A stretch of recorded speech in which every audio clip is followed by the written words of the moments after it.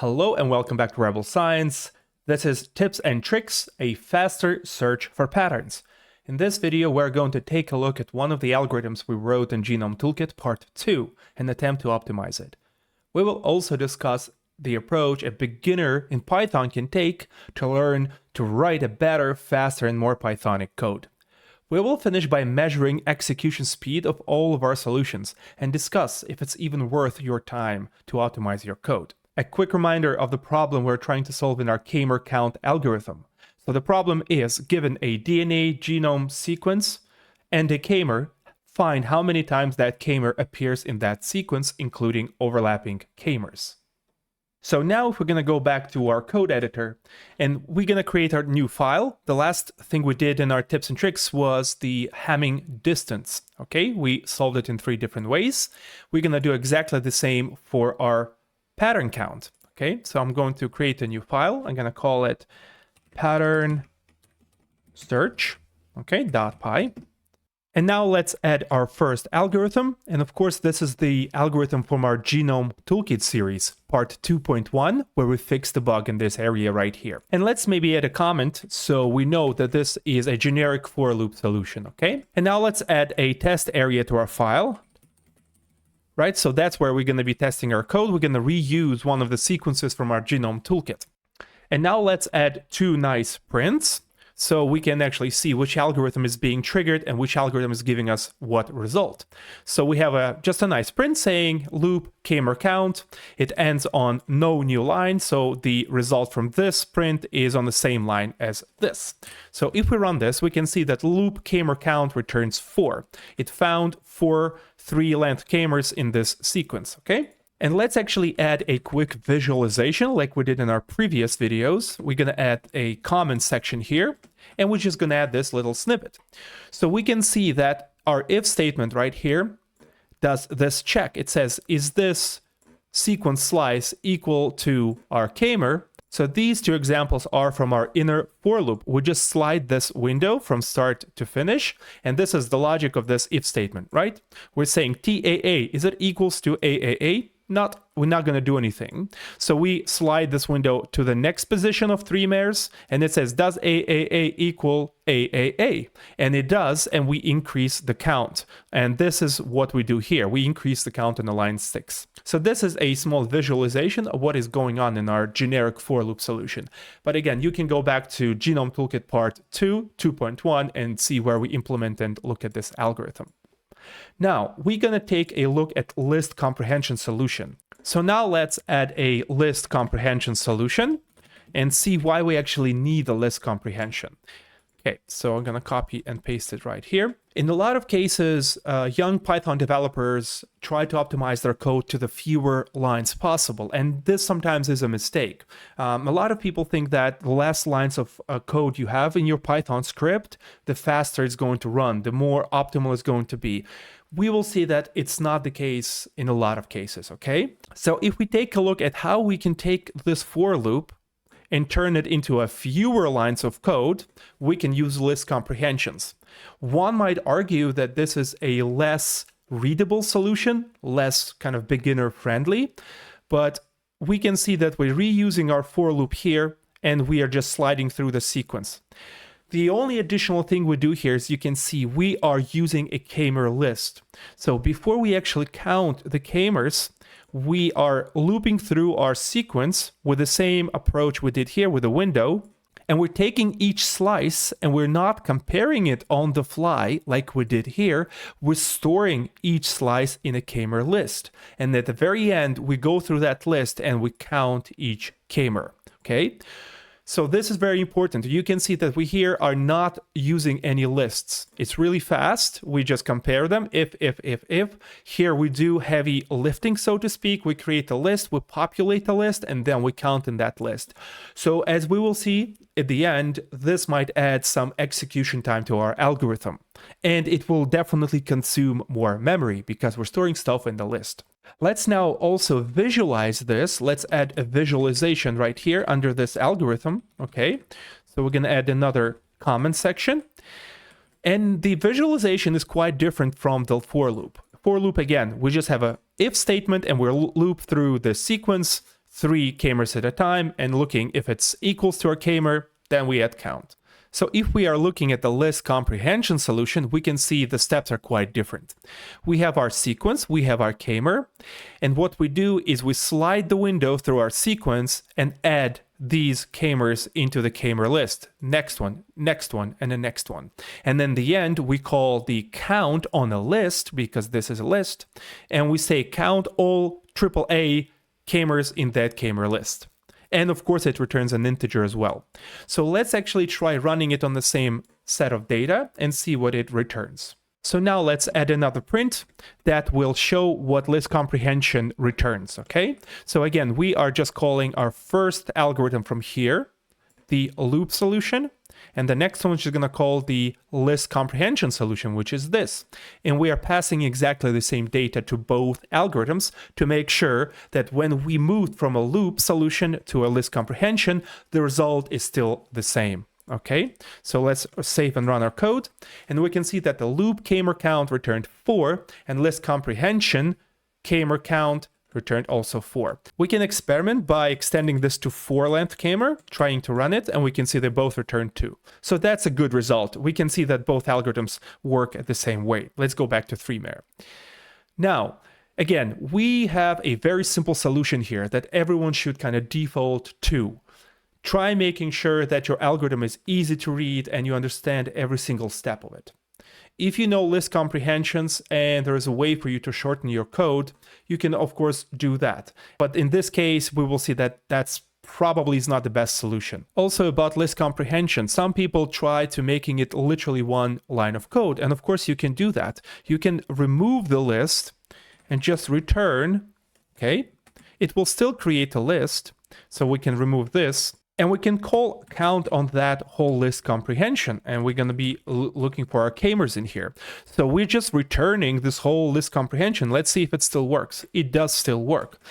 I would say it's not very readable and you shouldn't be using this code. It's really hard to read, especially for new people. So we're going to go back to at least the returned version of our list comprehension. Of course, when you go back, you save, make sure it still works by running it. That's great. Also, you have to remember that list comprehensions are a Python-specific concept. This also makes it not the best solution for a complex algorithm in the case if you want to port or rewrite it in a faster language in the future. Yes, it is a shorter and still somewhat readable solution, but it is definitely less Python newbie friendly. Again, the reason we looked at this example is that a lot of Python beginners seem to have an urge to write the most optimal, shortest, fewer lines of code possible in the early days of their Python journey. We end up with overcomplicated, hard to read, and hard to maintain code because of that. In most cases, it's also very, very slow. Now let's add our third and the last solution, which is going to be called regexp solution. And regexp means regular expressions. We're going to take a look at what they are in a second. First, let's take a look at the algorithm. And here we have the shortest version of all, okay? That does not probably mean that it is the fastest, but we are going to measure the speed at the end and see, okay? Regular expressions are another way of searching for k-mers in a string. This topic deserves a separate article, as a regexp is something you have to learn separately to be able to kind of construct useful queries. Also, we are using a new method called findAll. To be able to use that, we need to import that. It's not a part of standard Python library. So we're going to import that module on the top. We're going to say from RE, import findAll. RE stands for regular expressions. It's a module that comes with Python. And this findAll function is part of the regular expression library. So now let's break down this little piece of code into two very simple parts. So first we are importing findAll method from library RE, regular expressions, and that will allow us to search for all repeating patterns in a string. But as we will see, it cannot search for overlapping patterns. We will need to use a regular expression to enable that. So, and the second part is this little piece of code right here that we pass to our findAll. You can see that we're passing this little piece of string, and then we're passing our sequence. We're passing the k-mer wrapped into this. So this is a regular expression with positive lookahead that is wrapped in a f string. So this part allows the findAll method to search for overlapping patterns. You can try using just the kmer without the wrapper like that, and you will see what the result is. I will leave that to you to experiment, okay? Yes, regular expressions are not a simple concept, and it takes time to learn them. But the very good thing about them is that they are universal. You can use them in any programming language, scripting language, or spreadsheets even. They are programming language independent. There are a lot of tools that allow us to construct and test our regular expression. I will link to all of them in the video description below, so you can play around with that and also read about what is a forward lookahead and backwards lookahead, so maybe you can get familiarized with what regular expressions are. So I'm going to open this tool. The address is regexp101, and what we can do is we can actually test our regular expressions. For example, what we can do is we can search for our kmer. So I'm going to come back here. I'm going to copy our sequence and I'm going to paste it here. And we're going to add our kmer, which is just 3A nucleotides. We can see that it found matches and it even gives us positions, okay? And we can see that it did not find a fourth and a third match. This is because, again, you need to construct a regular expression to allow it to find overlapping kmers. So let's try using what we wrote in our code, which is this syntax, and see if it will allow us to actually search for overlapping kmers. So let's take our kmer and wrap it in a forward lookahead like this, okay? Now you can see that it found 4 matches. It shows us the 4 matches right here, and it even gives us positions. And we can see that starting kmers are here, here, here, here. And as we remember, the kmer count is 4. So this regular expression constructor helped us to actually generate this type. This tool is very helpful when you're learning regular expressions. So again, I will link all of that stuff below in the video description. Let's go back to our code and try testing it now as well. We are going to add another print here, and now we're printing all 3 solutions. Let's run them and see if they all produce exactly the same result. Okay, that looks good so far. All of them return 4. Now, because this is a single line algorithm and we're using a built-in findAll method, you can't really visualize it the same way we did here, because again, it's a single line of code and we're reusing the findAll RE module method. So the best way to understand it is actually look into how findAll method works, what it accepts, and what it returns. And again, all of the links will be in the description below. So now to summarize, we have a very simple generic for loop solution where we just count the kmers when we find matches in our sequence. And we incrementing this counter and we return the counter as an integer. In the list comprehension solution, we're doing pretty much the same as what we're doing in our for loop solution, but we are just storing a kmers in a kmer list, and then we're performing a count on that kmer list. And the third solution, we are using something called regular expressions, and we're using a findAll method. So findAll finds all non-overlapping patterns in a string. And we are adding this positive lookahead regular expression to make sure it also counts for overlapping patterns as we've seen in our tool. This was after we used the positive lookahead, and this is before we used positive lookahead. And of course, we executed all 3 algorithms and we can see that they all returned 4. We can do some quick experiments, but let's say we're gonna search for this. We can see they all return 2. We can search for like just 2 of them. We can see 6.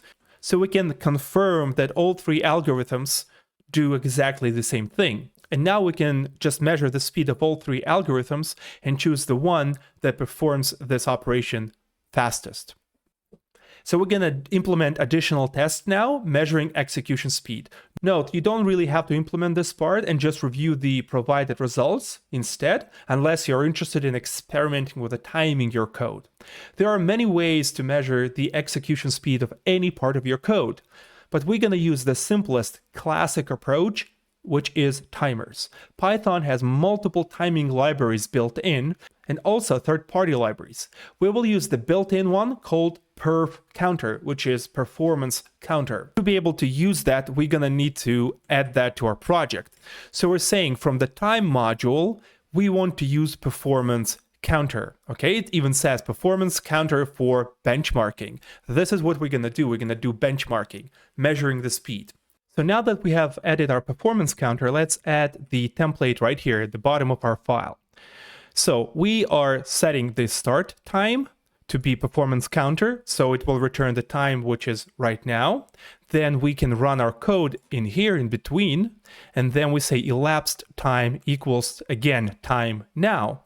And then all we do here is we say elapsed time minus the start time, and that will give us execution time. So in essence, the longer the code that we put in between runs, the larger the difference between elapsed time versus start time will be. So let's actually reuse this template now and wrap our first function around it.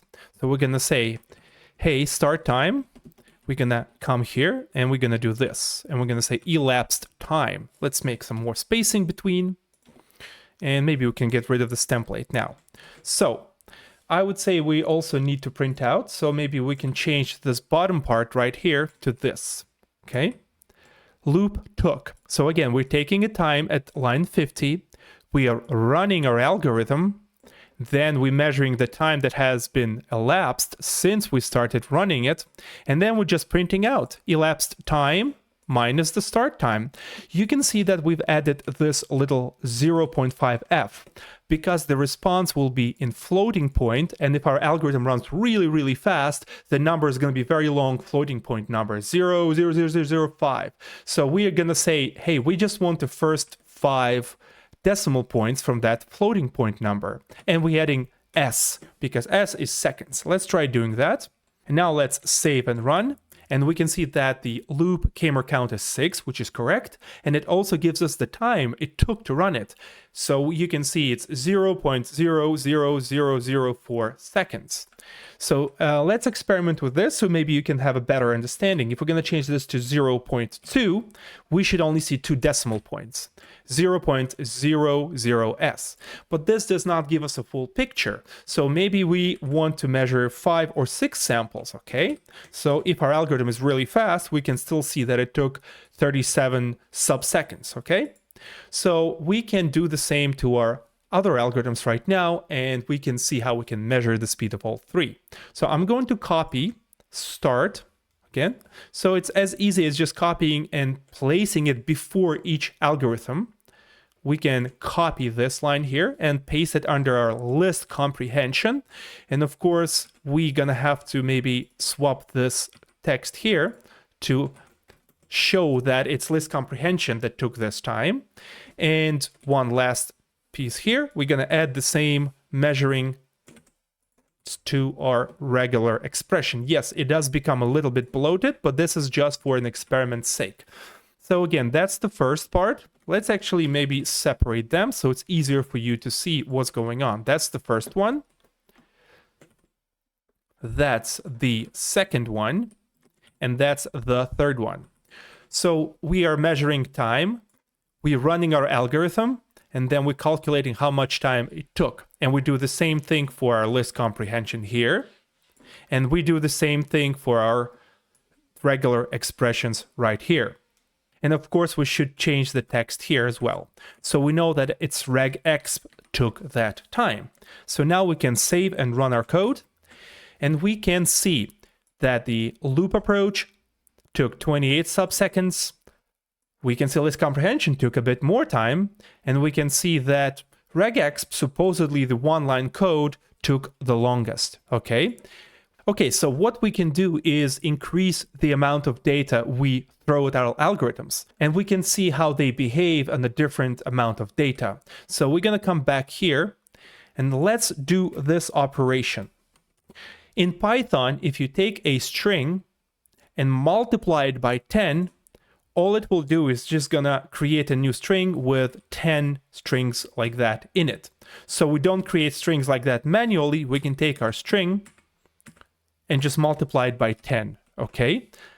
Let's actually throw 10,000 1 and 3 more zeros. So we have 10,000 of these strings, one after another. Let's see what's going to happen now. Let's actually run it 3 times. We can see that this took 0.1 second. This took longer, 0.2. Now we can see that this part, regexp part, starts kind of becoming faster than both of them, okay? One thing to note is these numbers will be very different and they will depend on the speed of your computer and what other pieces of software you're running in the background. So one of the reasons we want to run this multiple times is if you run it just once, you execute this part and then you execute this part, but there's some other application in the background will increase its usage of your computer and in between these 2 runs, and this will give you wrong results because some other application took some processing time from your regexp, for example. So we can just sample this by running multiple times, and we can see that this is 1.4, 0.2, 0.15. Okay, so let's do another experiment. Let's increase it to 100,000. So we just took the string and multiplied it 100,000 times, which is a lot of data. Let's try running it again.